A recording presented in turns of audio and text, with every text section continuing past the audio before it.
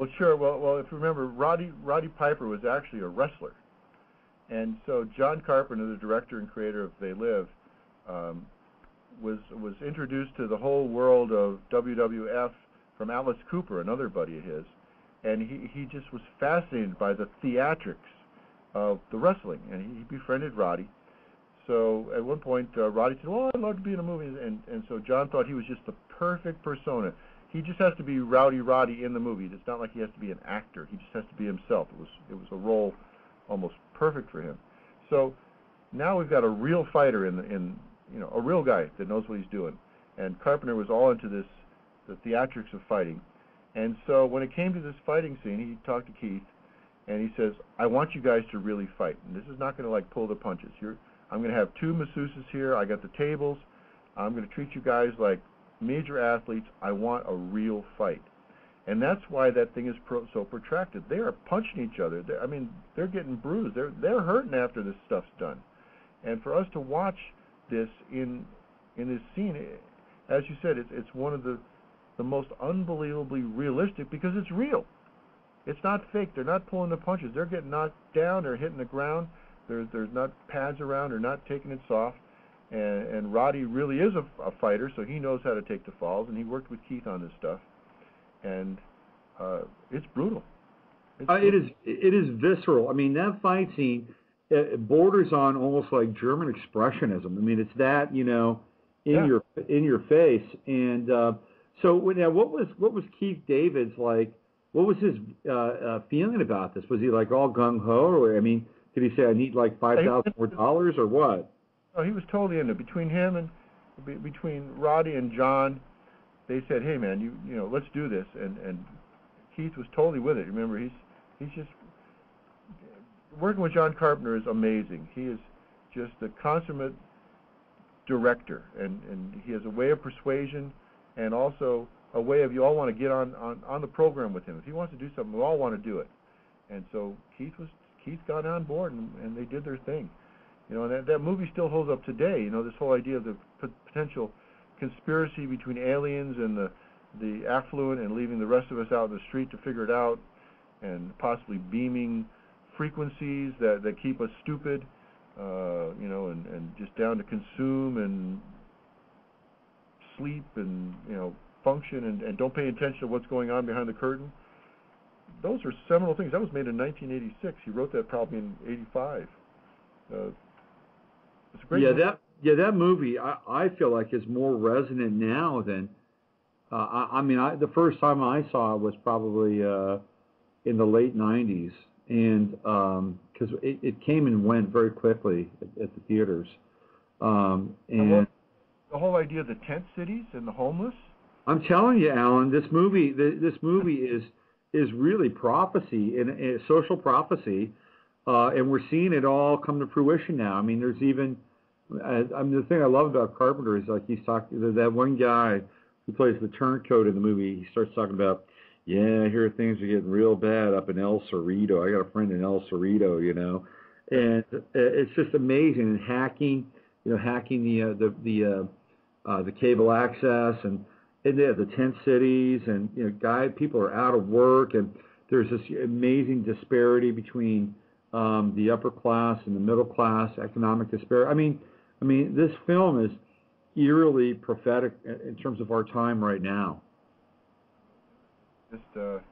I was very gifted that I was and blessed to go to the school of John Carpenter, to sit in a room with him for weeks on end writing music for his movies.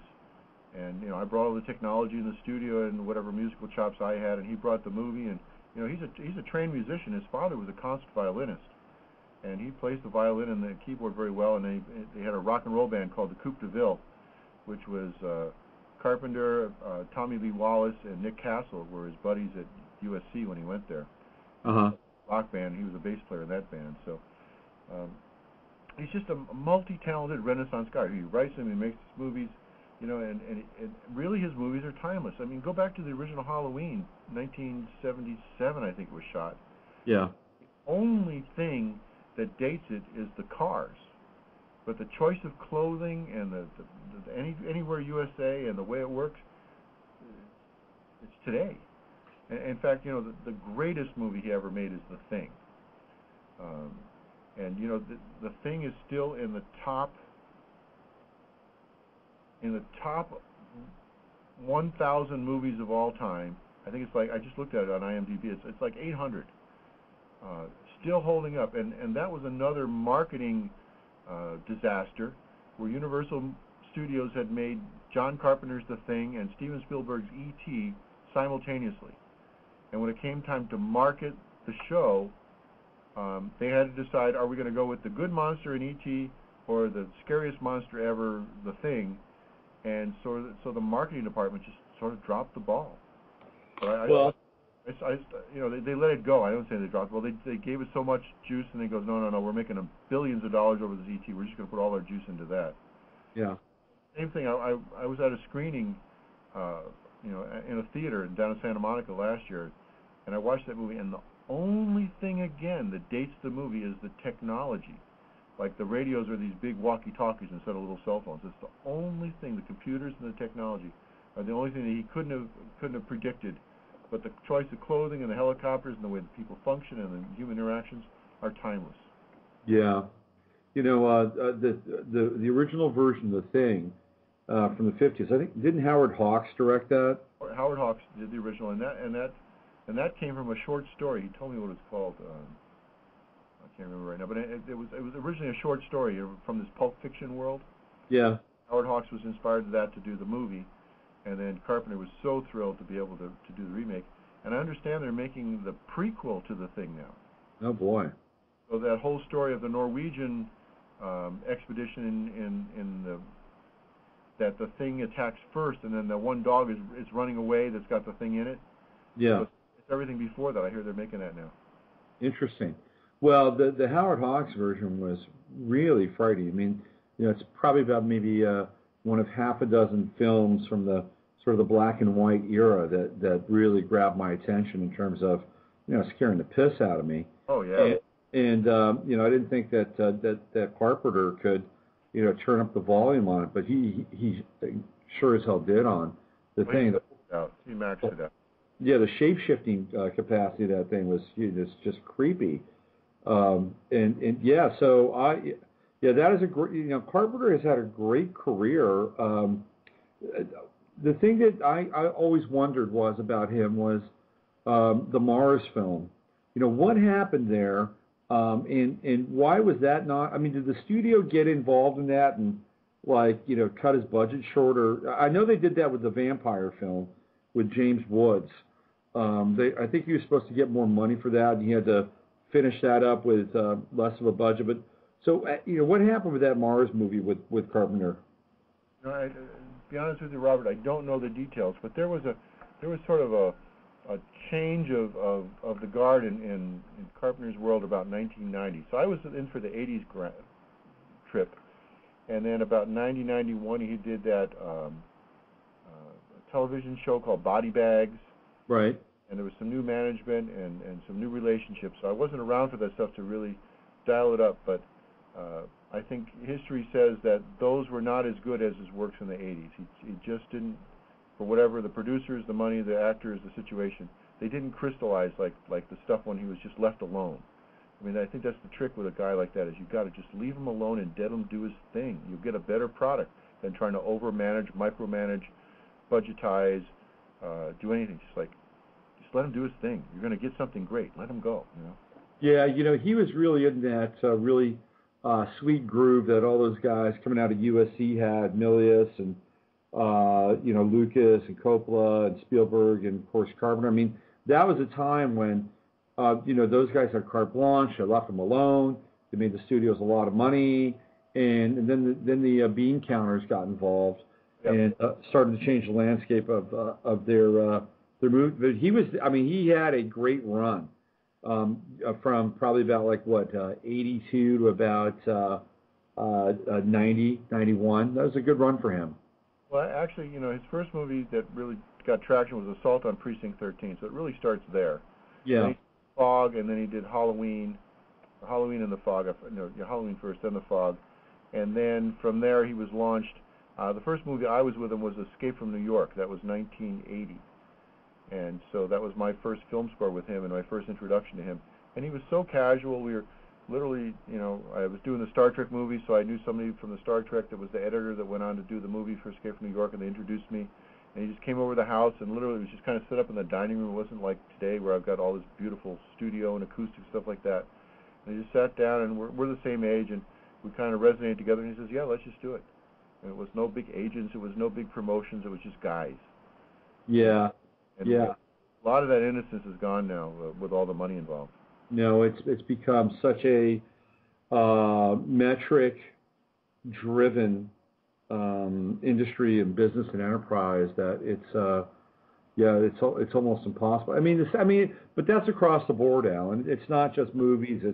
It's the music industry, which you and I know about. It's publishing. It's like, if you have 5 million hits per month on your website, you'll get a book deal. That's just the way it is. It's funny. I heard that they've now be able to predict the success of a movie based on Twitter. A 97% accuracy. Wow. So forget these guys at Disney that are shooting the movie with 3 endings and testing audiences and all this other stuff. Just by the buzz, they'll be able to tell what's going to happen. That's amazing. This is the stuff I could never imagine. I wouldn't have got it. I still don't get it in some ways, although I'm involved in the internet. And we all have our internet presence now. Just as a side note, talking about websites, I also have AlanHowarth.com, AlanHowarth.com, and that's all my film stuff. And I have a CD store where you can buy CDs for me, and I autograph them all to the fans.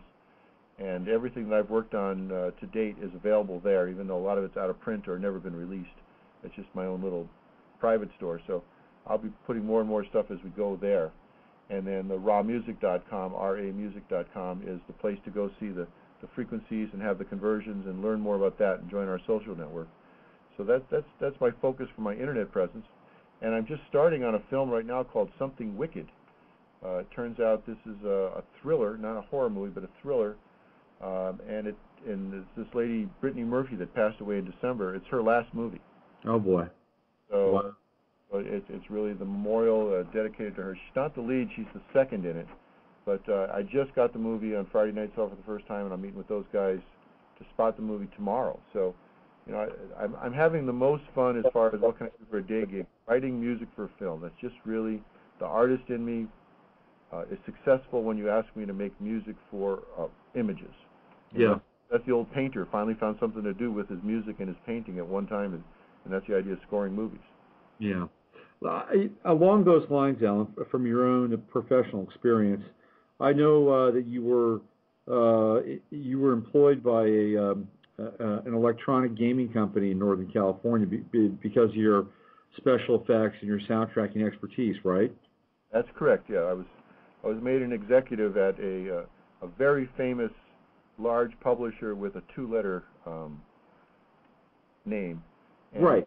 We don't have to talk about that, but here's where I'm going with this. Okay. Yeah. For many people, this would have been the pinnacle of their career in some ways, right? This is the type. It was a very heady position. It was big bucks and a lot of power. Yeah, big bucks, a lot of power, and we're talking like money in the bank every other week, right? We're talking good money, benefits, money in the bank. All you got to do is show up, turn on the machine, and listen to what they have to say, and make some interesting sounds, some interesting effects, and blah blah blah blah blah. Do what you're told, and this is the type of job that takes you into your golden years. However, you're no longer there. You're down there, and you are following your instincts. You're following your muse, and you're happy. Am I right? That's correct, Robert. All the wives will hate me when I say this, but all the security and all the good stuff that comes with a corporate thing like that, my experience there is I started to look forward to lunch. Yeah. And that was the first indicator. I started feeling like high school again. Yeah. Whatever's going on here, God bless everybody, but and it's not their fault. It's just what it is. But I was an executive. I was on hire, fire, schedule, budget. I wasn't being an artist anymore. In fact,